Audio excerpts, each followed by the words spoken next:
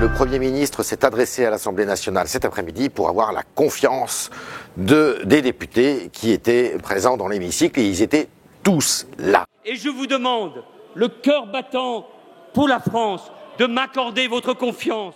Alors comment pourrait-on résumer cette intervention? Eh bien, je dirais qu'avec Valls est dans les clous et il y a du flou, en moins mou. Voilà exactement ce que je dirais. Alors sur le ton et la forme, c'est sûr que c'est moins mou, c'est beaucoup plus allant, c'est beaucoup plus dynamique qu'avec son prédécesseur, et même qu'avec le président de la République. Il a essayé de montrer que la France, c'est bien la France qui souffre, la France doit aussi espérer, qu'il allait lui redonner de l'espérance. Il a fait jouer la fibre patriotique, il a promis de dire la vérité telle que la disait son modèle Mendès France, et il a parlé aussi bien à sa majorité, qu'il entend respecter, qu'à l'opposition, qu'il entend écouter.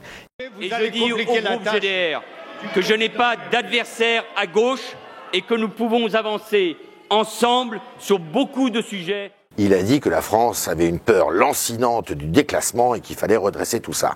Alors c'est là où, eh bien, il est en plein dans les clous, c'est-à-dire qu'il a déroulé le programme économique, notamment, que le président de la République avait présenté depuis le début de l'année, avec ce pacte de responsabilité, donc les baisses de charges patronales, le pacte de solidarité aussi, avec les baisses de charges salariales, seront au rendez-vous. En plus, évidemment, du crédit d'impôt. Tout cela permettra aux Français de reprendre un peu d'oxygène, d'avoir moins d'impôts, la pression fiscale sera moins lourde. En revanche, il a dit très peu de choses sur les économies que doit réaliser la France, 50 milliards d'économies d'ici à 2017, et là-dessus, il a été, pour le moins, très sommaire. On sait que ces 50 milliards se découperont avec des efforts pour l'État, des efforts pour l'assurance sociale et des efforts pour les collectivités territoriales. En tous les cas, avec l'Europe, il entend bien discuter, et il entend aussi rediscuter cet euro qui est très fort, et il a eu des mots pas toujours très agréables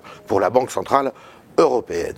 Alors, ces économies passent aussi par quelque chose qui était moins attendu dans ce discours, qui est la réforme du millefeuille territorial, avec, nous a-t-il dit, d'ici à 2021, mais c'est loin, il ne sera plus là, il ne sera plus à Matignon, vraisemblablement, la suppression des départements. Quant aux régions, eh bien, d'ici à 2017, nous dit-il, elles vont être divisées par 2.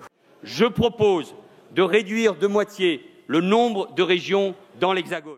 Et alors, du flou, je vous disais du flou, et bien sûr toutes les réformes sociétales. Le Premier ministre s'est montré on ne peut plus prudent, il les a évoquées, la réforme pénale, il a évoqué les rythmes scolaires dont on a compris maintenant qu'ils pourraient être appliqués à la carte, il nous a parlé de la famille.